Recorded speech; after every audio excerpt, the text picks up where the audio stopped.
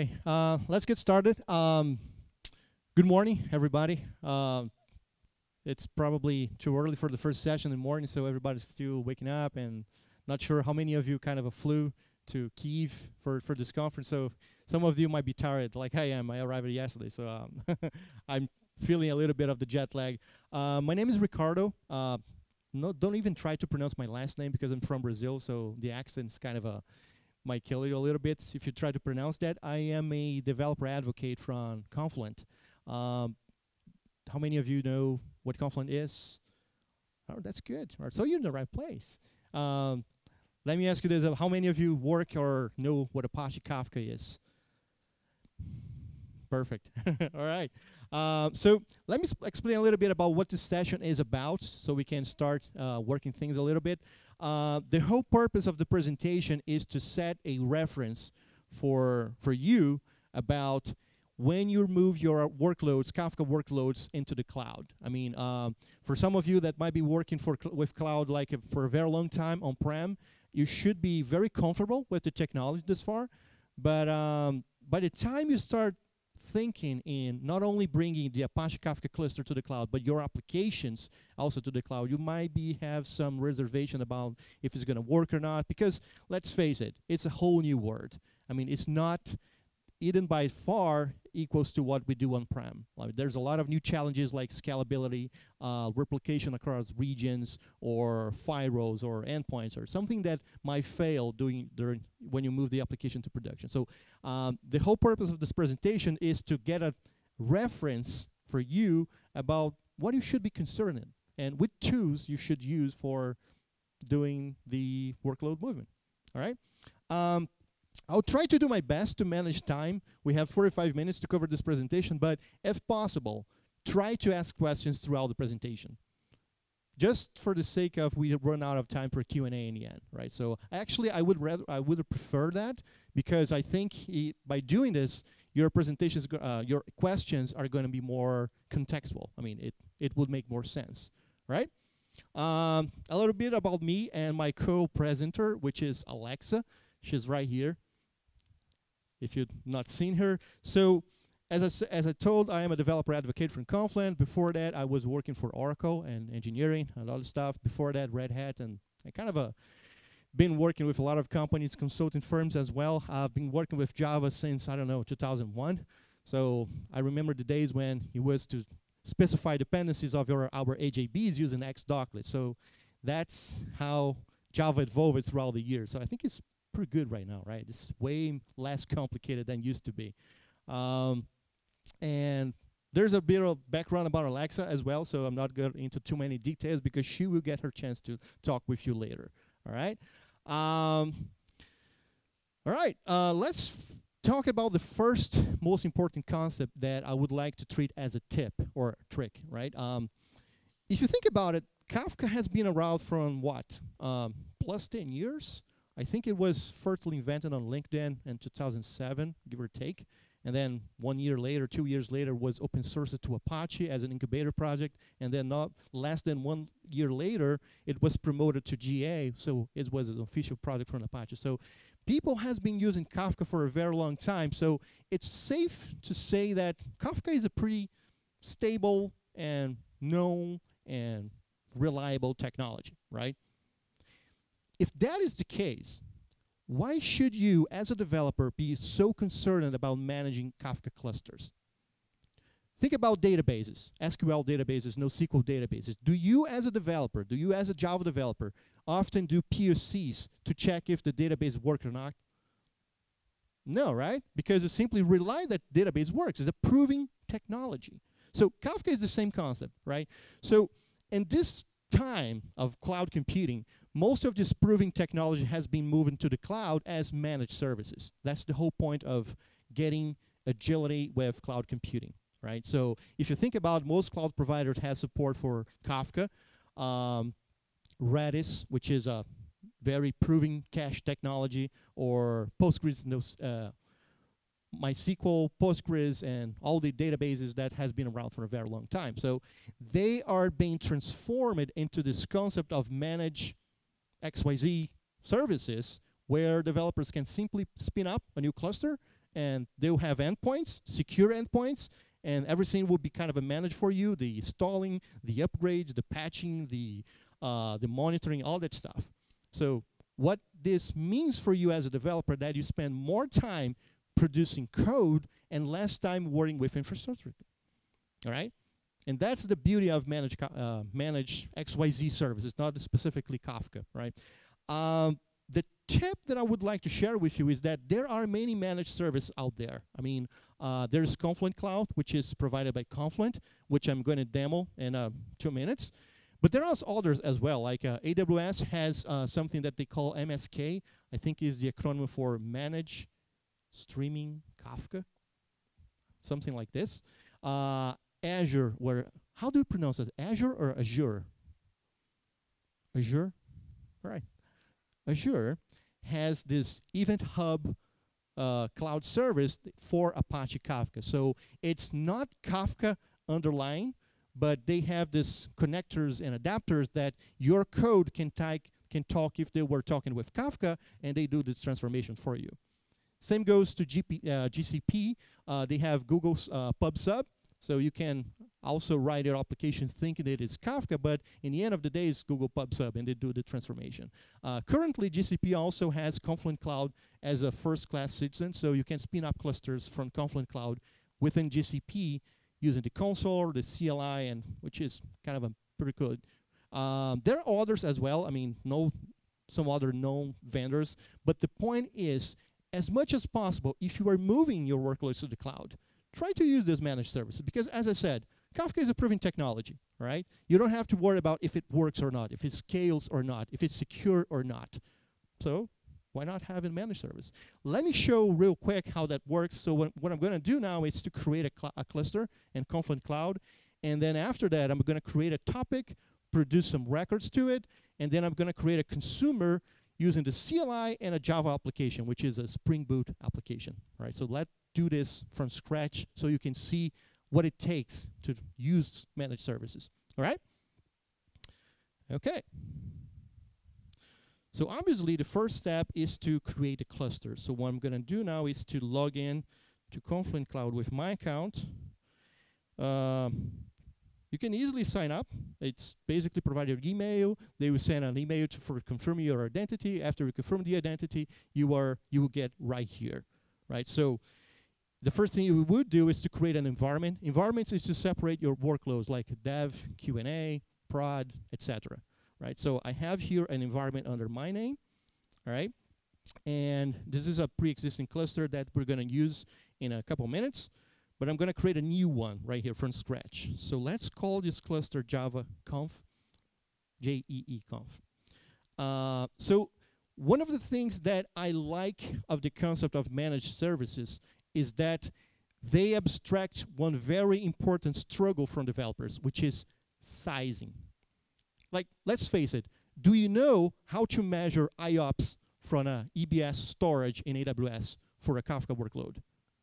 Do you know how many threads you have to schedule for a given JVM for running the brokers?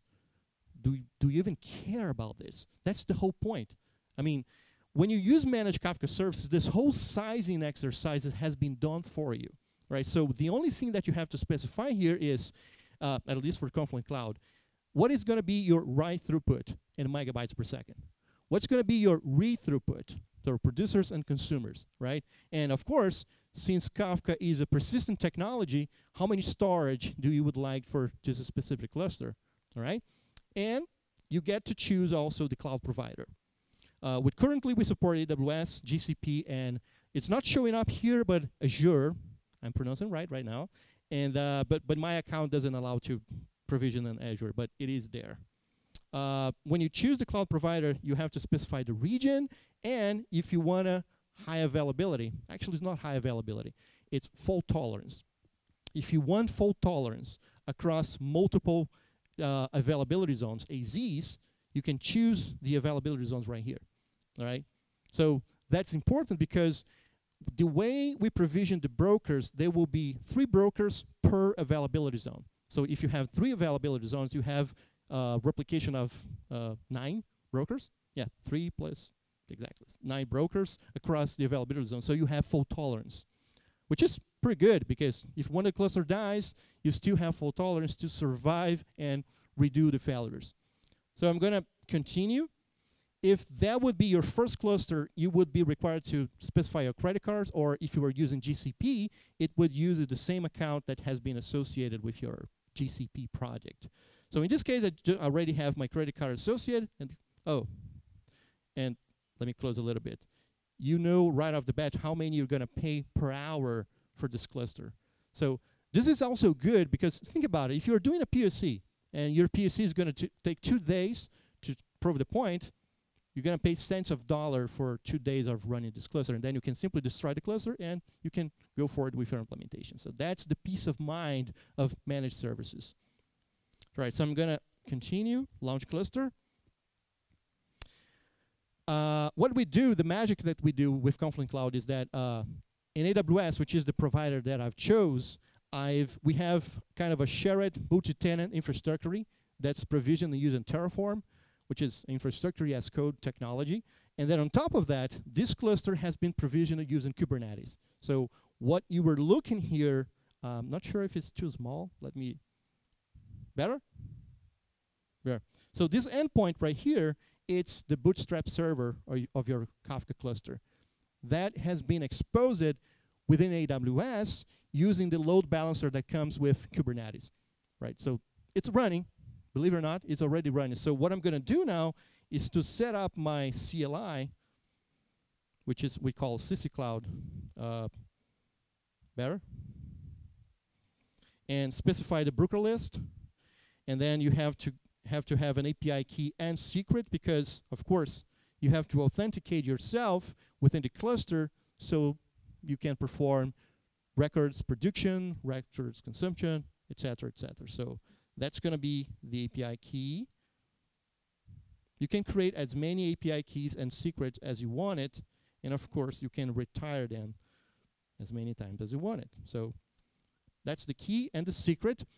Usually take 30 seconds for this API key and secret to be replicated across all the regions of AWS. So let's try to list the topics and see if it's working or not.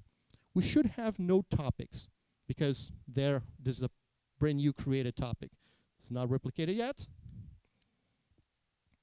That's the beauty of doing live demos. I mean, things can fail, but eventually they would work.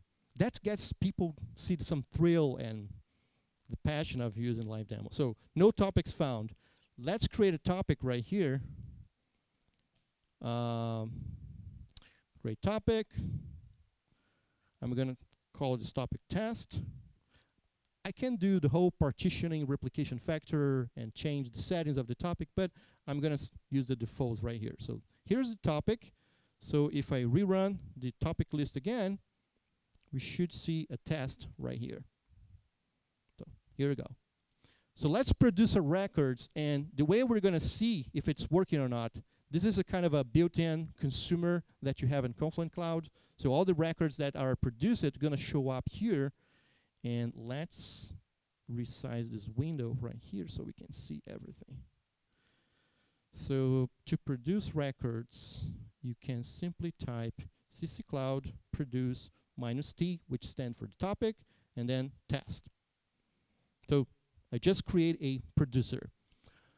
Quick disclaimer, if you want to use the Apache Kafka tools from the community, like a Kafka console producer, Kafka console consumer, it just works the same way. Because in the end of the day, this is a plain old Apache Kafka running in the cloud. So let's use the famous reload word and hello jeeconf sup. So we are producing records and then we are consuming records. So here we go. So if you think about it, how many times I spent creating the cluster itself without the whole speaking part? Is 2 minutes? So you can jump straight to your coding part instead of spending time installing, configuring, setting up, upgrading, and worrying about the Kafka cluster. All right? Let's take a look in how would work a Spring Boot application.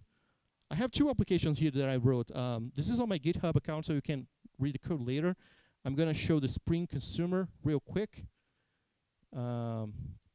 So as you can see here, I basically have this Spring Boot application where I treated this Java class Spring Consumer as both my configuration bean and my service bean. So all these settings, if you worked with Spring Boot with Apache Kafka before, you should be very familiar about what this consumer factory is, what this listener factory is, and basically, here's my listener. So all the records that are sent to this topic called test is going to print out right here. It's pretty straightforward. Like, that's the beauty of Spring Framework. Like, it abstracts all the implementation details for you. But one you should be aware of is that for the consumer part, this is plain old Kafka properties that you would specify in whatever consumer you are writing in Java code. But there are, what I'm doing here, I'm specifying these ones, and I'm merging these properties with the properties from this file right here. Okay? So there are specific properties that you have to specify to connect and authenticate with Confluent Cloud. And these properties actually came from here. If you go to data in and out and click on clients, you will have the properties for both Java and C++ right here, right? So I'm going to create an API key and secret for this particular consumer. So as you can see here, this is the Bootstrap server, and they have filled the API key and secret for the properties myself.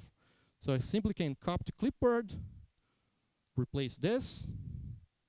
The only thing I'm going to do is comment out this properties right here, specifically because with Confluent Cloud, you not only have a Kafka brokers managed for you, but you also have schema registry.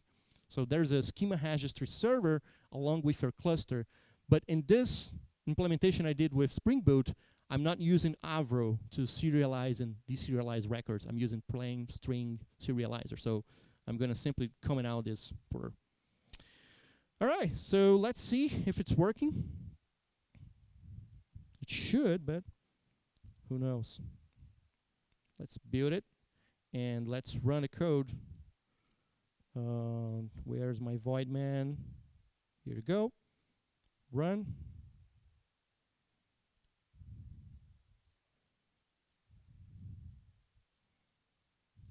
All right, so let's produce some records and see if we can see just like we saw it before.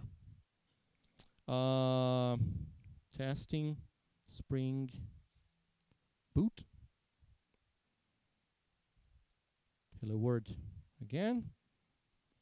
And it seems to be working. All right?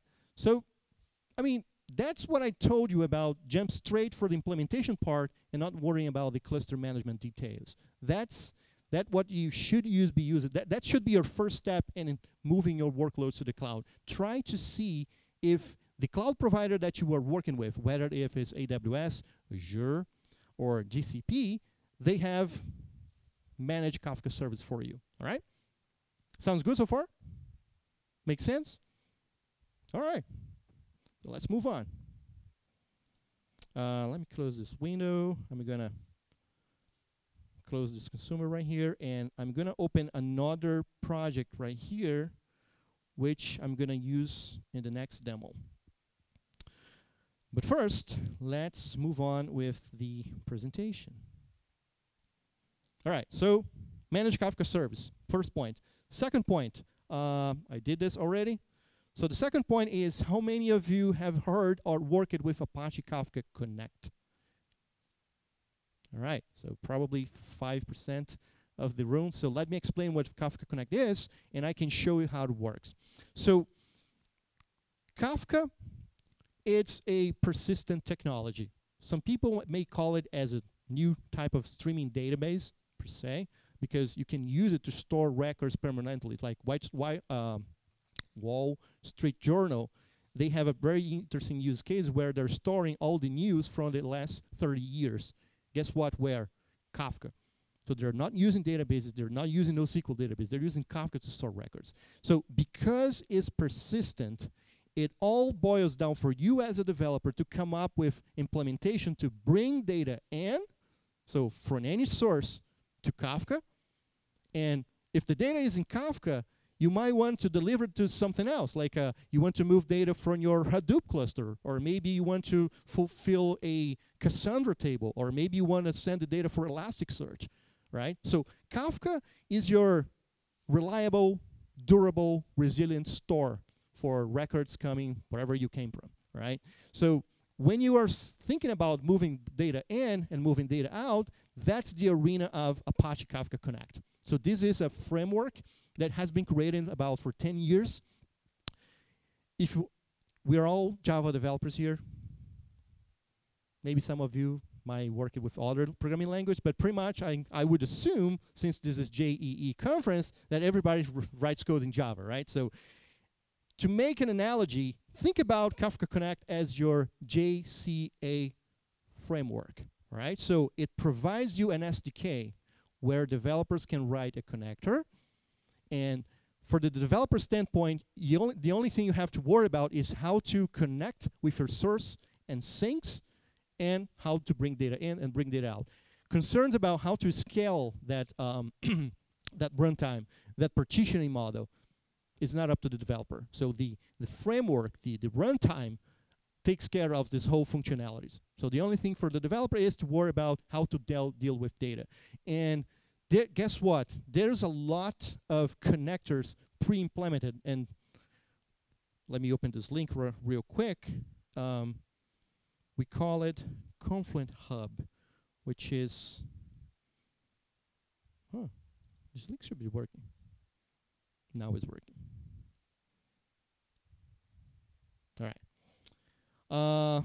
Confluent Hub is a way so you can locate connectors that has been built both by Confluent or from the community. So if you are a developer, you build a connector, you can publish your connector here so people can find your connector and start using it. So as you can see here, we have a lot of connectors for pretty much everything, like HDFS, JMS, Avro, S3, MySQL database, Neo4j, etc., right? And not only we have these connectors available for you to use, but there is a very cool project from Red Hat called Debezium, which is a way to perform and implement CDC, change data capture. So if you're in a project where, for example, your strategy is to bring data from MySQL database, where every update, every delete, every insert that occurs in MySQL, you want to replicate that to Kafka, guess what? There's a connector for this. Out of the box. You don't have to worry about this anymore. All right? So what this means to you as a developer, that means that if your implementation cycle was supposed to be this size, now it's going to be this size. Because that's code that you don't have to write. That's the beauty of Apache Kafka Connect. So again, if you're thinking about integration and connectivity and bring data in, bring data out, that's the arena of Apache Kafka Connect. So are we in the same table now? Everybody's aware about Kafka Connect, yes. All right, so let's do a quick example here. So what I'm going to do here is I have this application running on AWS where I'm going to ask my friend and co-presenter Echo Device about who is the winner. So what will happen is that this will trigger an invocation for an AWS Lambda, which is a function, and that function would try to query a Redis cache that also is running on AWS. So let's do a quick test. Alexa, tell me who is the winner.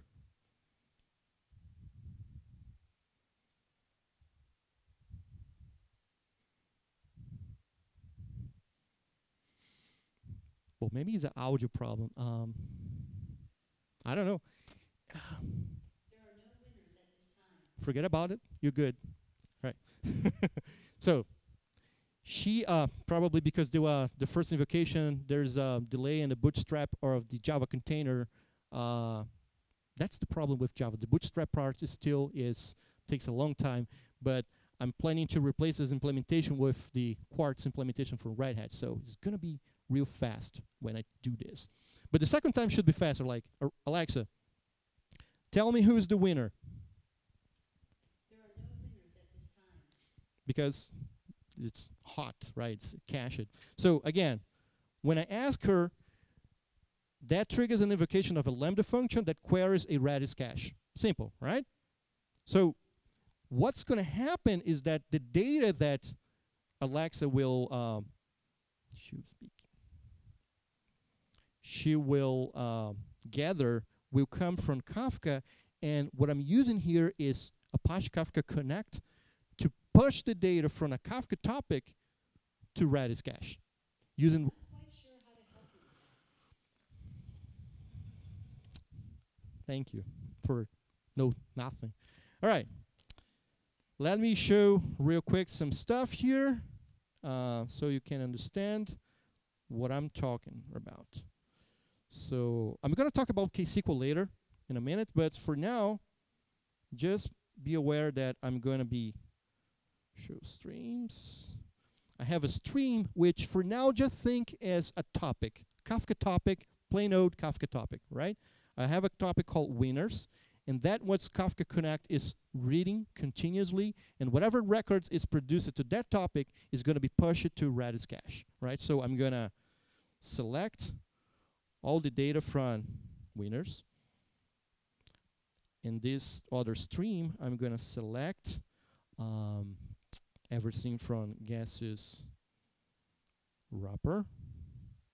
And in this one right here, I'm going to select name and author from song. All right, so let me show how this works. I'm going to play some songs. Do you have a preferred band or type of song that you would like to hear? Like 80s, rock and roll, pop music? Linkin Park? All right. Good catch. Linkin Park. I'm going to shuffle and random. What I have done is a good one.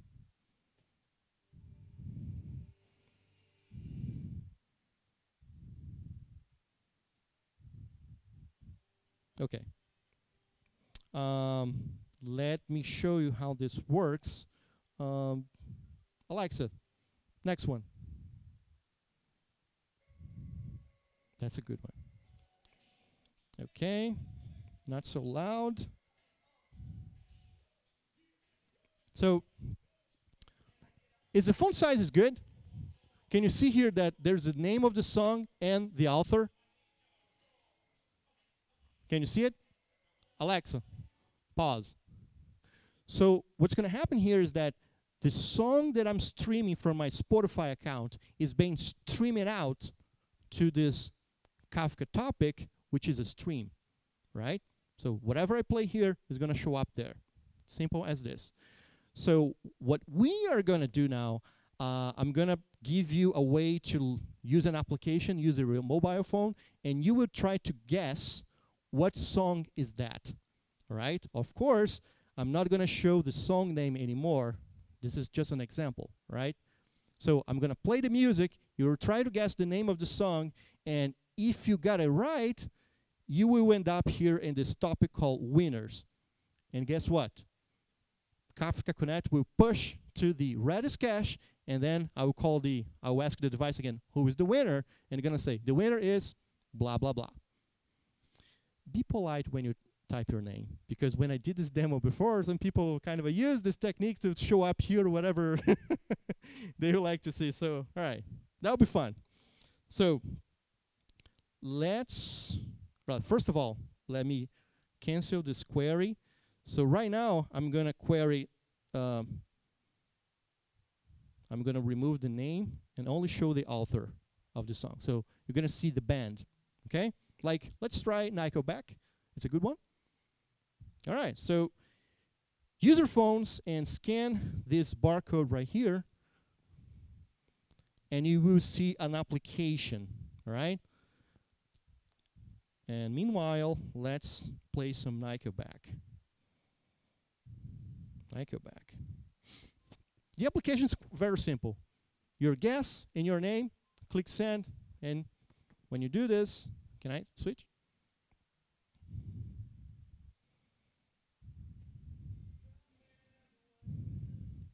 Can I? All right, here's C, Nickelback.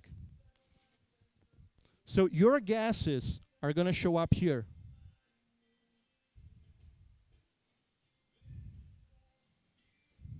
blah.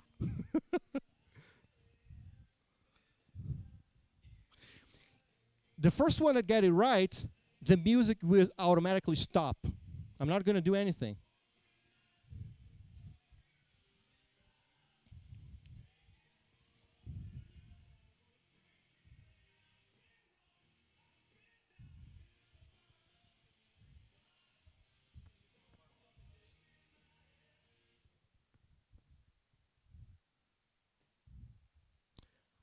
Alexa, tell me who is the winner.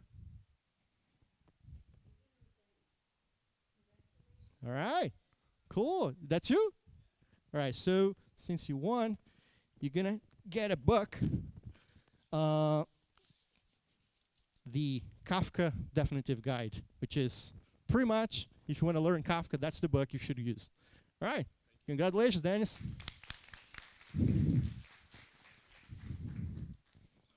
Cool. So let me clarify this, because a lot of people kind of won. Congratulations to you too.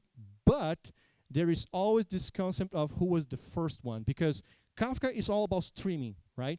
So what happened here is that all the guesses were being streamed into Kafka, and then I have this whole streaming process going on using KSQL, which is I'm going to talk about in a minute, right?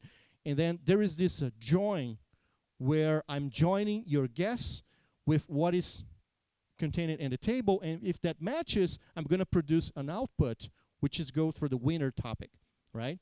And there's a ordering that I'm doing. So the Lambda function itself, I have this code, I can show you later, but I have this code that there's this collection where I sort by timestamp, and I'm get the first one. So Dennis was the first one to get it right in this whole streaming process that was occurring in real time. But did you get the point of what Kafka Connect does here, which is push data for Redis? In this case, it is what we call sync, which is data is in Kafka, and I'm sending out of Kafka, so it's a sync. But we can also use connect for the source, which is data is outside Kafka, and I'm bringing data in. Okay? Sounds good? All right, let's move on. So now let's talk about KSQL and Kafka Streams. So the first technology that has been created was Kafka Streams. So long story short, Kafka Streams is a Java library, SDK, where you can do this whole streaming processing, which involves doing filtering, windowing, aggregations, pretty much everything that you could do for collecting and managing data using an SQL database, you can do with Kafka Streams. But with one gotcha. You have to be a Java developer for doing that. Probably is not going to be a problem here in this room, but for some people that doesn't know Java, they can use KSQL, which is a language that, I mean, you kind of got the point here, right? I mean, it's let me show this streams right here. Let me pause this gases. This is all my streams that I have created in my demo. So let's take a look at this one first, the gases wrapper.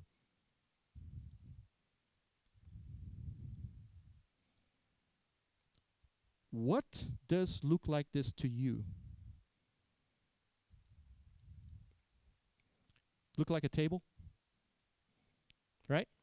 So what you can do with Kafka Streams and KSQL is to model your streams as if they were Kafka topics that are continuously receiving records, are streaming, and you can create a snapshot in a given point in time that will create chunks of that stream and serialize into what we call a table, which in the end of the day, tables is all about chunks of a given log, right? That's the whole concept of streaming distributed architectures, and Kafka is kind of a very good in doing this because it explicitly shows you the concept of streams and tables. So that's how you can model your streaming processing using a language that you are probably very familiar with. Select, from, where, group by, having. So it's that easy. Or if you're a Java developer, you can also write the code using Kafka Streams. Okay? All right? That is what I did to bring data in. So what happened here is that your guesses were end up in a Kafka topic. that I have the Spring Boot application pulling data out from this topic, and I did this because of the next tip, but after the Spring Boot takes data out, it's sent for another topic that I have a series of streams that were reading from a source, doing something, and then flushing into another source. And then the next stream picks up streams equal topics, right? So just to be clear. And then the next stream picks the data from that has been written there, do something else, and flush into another topic. So what does look like to you if you came from the database background? ETL, extract, transform, load. So you have stages and pipelines and data pipelines where we can do processing and shape the data to the format that you want to deliver. For in this case, the data that you wrote is not necessarily how I'm writing in Redis cache. So there's this whole transformation process going on that you can do in KSQL, right? So again, if you are dealing with transformation of data, Kafka Streams and KSQL is the way to go, right? Again, is a way to shorten your implementation effort.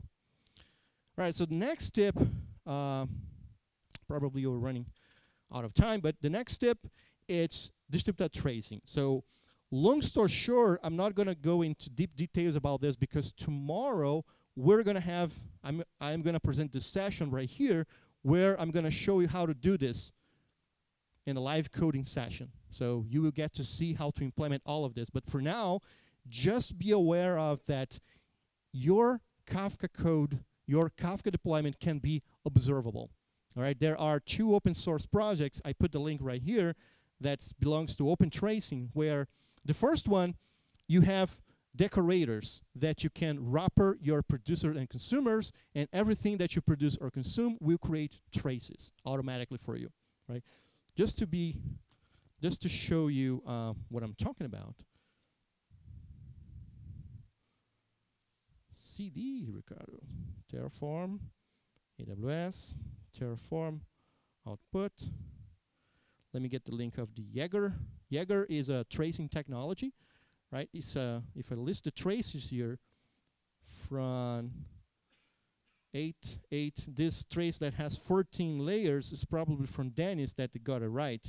So this is my whole architecture that I have created that start with REST proxy, go to Spring Boot, and then end up on KSQL Server, and there's a lot of streams from one topic to another, and then finally Kafka Connect sends from the winners topic to Redis.